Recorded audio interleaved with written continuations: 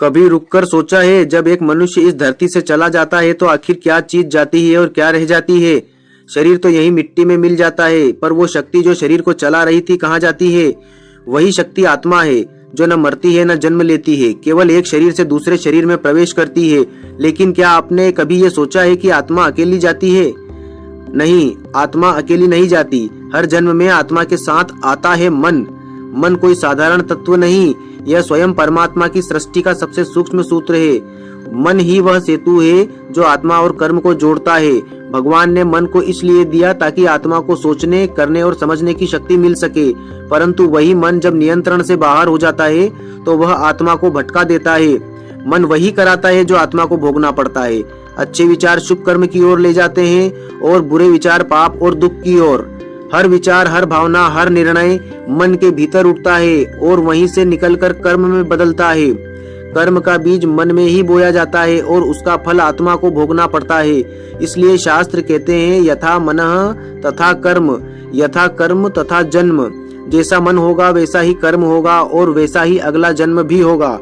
मन ही अगले जन्म की दिशा तय करता है। अगर मन शांत है, आत्मा ऊर्ध्वगामी होती है। अगर मन अशांत है, आत्मा अधोगति को प्राप्त होती है। जब मनुष्य मरता है तो आत्मा के साथ स्मृतियां, संस्कार और मनोवृत्तियां साथ जाती है। ये मनोवृत्तियां ही अगले जन्म की परिस्थितियां बनती है।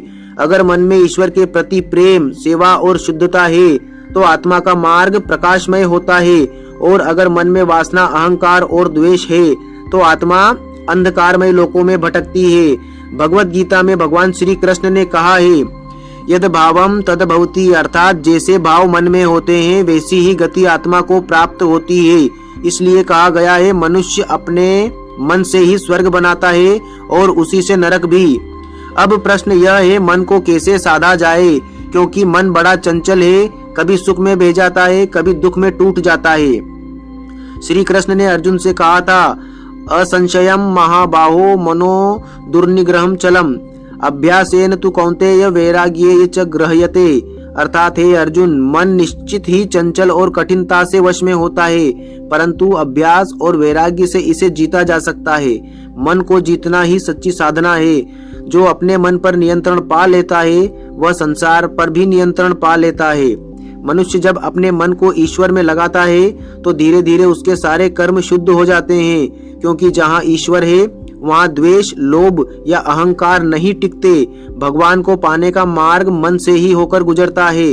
मन में अगर भक्ति है तो ईश्वर हर क्षण साथ है, और अगर मन में संशय है तो ईश्वर पास होकर भी दूर लगते हैं। मन ही वह दीपक है जो आत्मा के मार्ग को प्रकाशित करता है। तो याद रखिए, मन ही मित्र है और मन ही शत्रु। मन के अनुसार ही कर्म बनते हैं और कर्मों के अनुसार ही आत्मा की गति तय होती है। आत्मा का भविष्य मन की वर्तमान स्थिति से निर्धारित होता है। इसलिए अपने मन को साधिए, अपने कर्म को पवित्र बनाइए और आत्मा को मुक्त कीजिए, क्योंकि अंत में न धन साथ जाता है न शरीर साथ जाता है, केवल मन में बसे विचार और कर्मों का लेखा।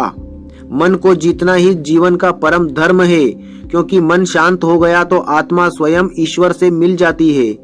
जय श्री राम।